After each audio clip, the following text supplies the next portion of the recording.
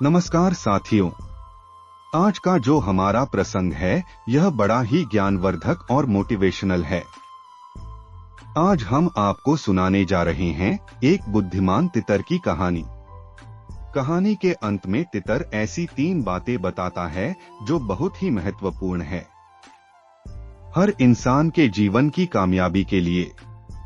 जो बंदा तितर की इन 3 बातों पर अमल करता है अपने जीवन में कभी वह मायूस नहीं हो सकता, कभी किसी चीज से दुखी नहीं रह सकता।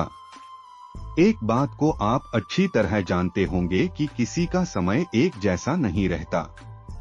कब कौन राजा से भिखारी और भिखारी से राजा बन जाए, इसलिए इंसान को कभी भी मायूस नहीं होना चाहिए। आज की कहानी आपको यह ज्ञान और यही सीख देने वाली है। किसी जंगल में तितर के जोड़े रहा करते थे। सारा दिन जंगलों में इधर से उधर भोजन की तलाश करता और अपने जीवन उसी जंगल में गुजारता। एक दिन तीतर की पत्नी अपने पति से कहता है, पिया जी, ठंड का मौसम है, कड़ाके की ठंड पड़ रही है। कोई ऐसी कहानी आप सुनाएं जो रात बहुत ही आसानी से कट जाए। तो तीतर कहता है अपनी पत्नी से, ध्यान से सुनो, हम तुम्हें एक बहुत ही ज्ञानवर्धक कहानी सुनाने जा रहे हैं और कहानी के अंत में तुम्हें हम 3 ऐसी ज्ञानवर्धक बातें बताएंगे जिसको करने से कोई भी कभी दुखी और चिंतित नहीं रह सकता। उनके घरों में धन दौलत की कमी नहीं रह सकती। प्राचीन काल की बात है कि किसी नगर में प्रतिष्ठित व्यापारी रहा करते थे। उन व्यापारी के पास एक भी पुत्र नहीं थे, जिन्हें काफी परिश्रम और तीर्थ यात्रा और पूजा पाठ करने के काफी समय बाद एक पुत्र की प्राप्ति हुई थी। पुत्र का जन्म होने से व्यापारी के घर में बहुत ही खुशी का माहौल था। हर तरफ खुशियों का लहर बना हुआ था। उसके माता पिता अपने पुत्र को देखकर खुशी में झूमने लगा और अपने पुत्र का नाम चंद्रकांत रखा। चंद्रकांत घर में सभी का एकलौता दुलारा था। अति कठिनाई एवं लंबे समय इंतजार के बाद संतान का सुख देखने को मिला। घर के प्रत्येक व्यक्ति के मन में व्यापारी के पुत्र चंद्रकांत के प्रति विशेष लाड़ प्यार था। चंद्रकांत को उसके परिवार वाले बहुत ही लाड़ और प्यार किया करते थे। उस लाड़ प्यार ने चंद्रकांत को इतना बिगाड़ दिया था कि अब व्यापारी का पुत्र घर में किसी की बात नहीं मानता, हर समय अपने ही मन का क्या करता। चंद्रकांत किसी चीज की फरमाइश भी नहीं करता, उससे पहले ही उसकी सभी इच्छाएं पूरी कर दी जाती थी। इसी के कारण चंद्रकांत को किसी भी बात में ना सुनने की आदत नहीं थी और ना ही मेहनत के महत्व का आभास था। चंद्रकांत ने जीवन में कभी अभाव नहीं देखा, इसलिए उसका नजरिया जीवन के प्रति बहुत अलग था। और वहीं व्यापारी ने कड़ी मेहनत से अपना व्यापार बनाया था। धीरे धीरे समय बीतने के बाद ढलती उम्र के साथ व्यापारी को अपने कारोबार के प्रति चिंता होने लगी थी। व्यापारी को चंद्रकांत के व्यवहार से प्रत्यक्ष था कि उसके पुत्र को मेहनत के फल का महत्व पता नहीं था।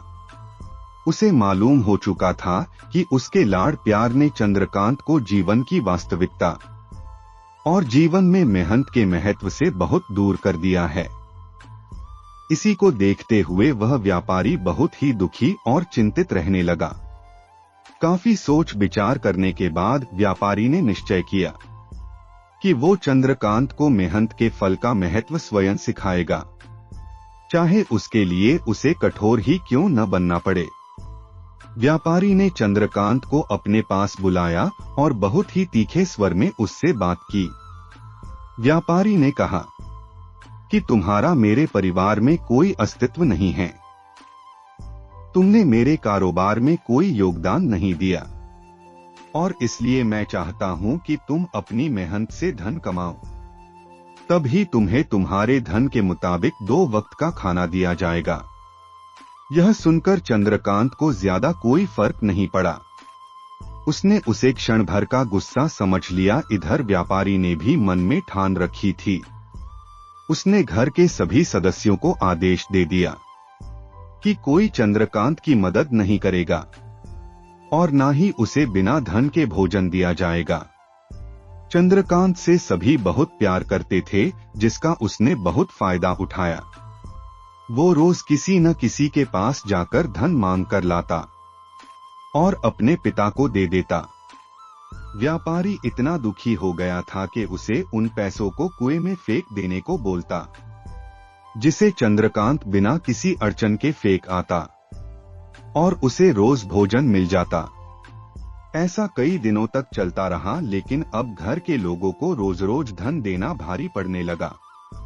सभी उससे परेशान और दुखी रहने लगे, जिस कारण चंद्रकांत को मिलने वाला धन कम होने लगा और उस धन के हिसाब से उसका भोजन भी मिलना कम होने लगा। एक दिन चंद्रकांत को किसी ने धन नहीं दिया, जिस कारण चंद्रकांत को भोजन नहीं मिला और उसे अपनी भूख को शांत करने के लिए गांव में जाकर मजदूरी करना पड़ा। उस दिन वो बहुत देर से थका हारा मजदूरी लेकर व्यापारी के पास पहुंचा और धन देकर भोजन मांगा। रोज के अनुसार व्यापारी ने उसे वो धन कुएं में फेंकने का आदेश दे दिया, जिसे इस बार चंद्रकांत सहजता से स्वीकार नहीं कर पाया और धन को कुएं में फेंकने से मना कर दिया। और उसने पलटकर जवाब दिया, पिताजी, मैं इतनी मेहनत और मजदूरी करके पसीना बहाकर इस धन को लाया और आपने मुझे एक क्षण में इसे कुएं में फेंकने को कह दिया। यह सुनकर व्यापारी समझ गया कि आज चंद्रकांत को मेहनत के फल का महत्व समझ में आ गया है कि कितनी मेहनत करने के बाद पैसा कमाकर धन जमा किया जाता है। व्यापारी अच्छी तरह जानता था कि उसके परिवार वाले ही चंद्रकांत की मदद कर रहे हैं, इसीलिए चंद्रकांत इतनी आसानी से धन कुएं में फेंक आता था। लेकिन उसे पता था कि एक न एक दिन सभी परिवार वाले चंद्रकांत से अपना मुंह फेर लेंगे। उस दिन चंद्रकांत के पास कोई विकल्प नहीं बचेगा। इतना सोचने के बाद व्यापारी ने अपने पुत्र चंद्रकांत को गले से लगा लिया और अपना सारा कारोबार उसे सौंप दिया। दोस्तों, आज के समय में ऊंचे वर्ग के परिवारों की संतानों को मेहनत के फल का महत्व पता नहीं होता।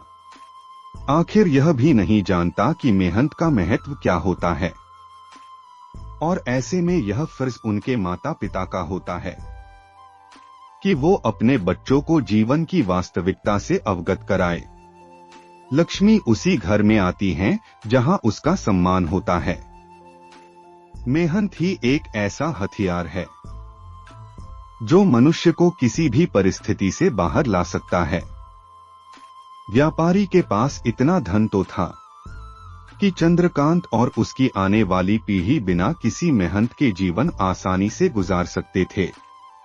लेकिन अगर आज व्यापारी अपने पुत्र को मेहनत का महत्व नहीं बताता, तो एक न एक दिन व्यापारी की आने वाली पीढ़ी व्यापारी को कोसती। व्यापारी के पुत्र को उसके परिवार वाले पैसे देते तो अपने पिता के कहने पर कुएं में जाकर फेंक देता। उसे कुछ भी एहसास नहीं होता कि धन कहां से आया और धन इकट्ठा करने के लिए कितनी कठिनाइयों का सामना करना होता है। और जब खुद मेहनत करके मजदूरी लेकर अपने पिता को दिया, तो उनके पिता ने जैसे ही कुएं में फेंकने को कहा, तो अपने पिता से कहने लगा कि इतनी मेहनत से मजदूरी करके मजदूरी लेकर आए और आप इसे कुएं में फेंकने के लिए कह रहे हो। दोस्तों, यह कहानी आप सभी को कैसा लगा प्लीज कमेंट करके बताइए और हमारे वीडियो को लाइक और चैनल को सब्सक्राइब जरूर कर लें। आज के लिए इतना ही, फिर मिलते हैं एक नए वीडियो की नई कहानी के साथ। धन्यवाद।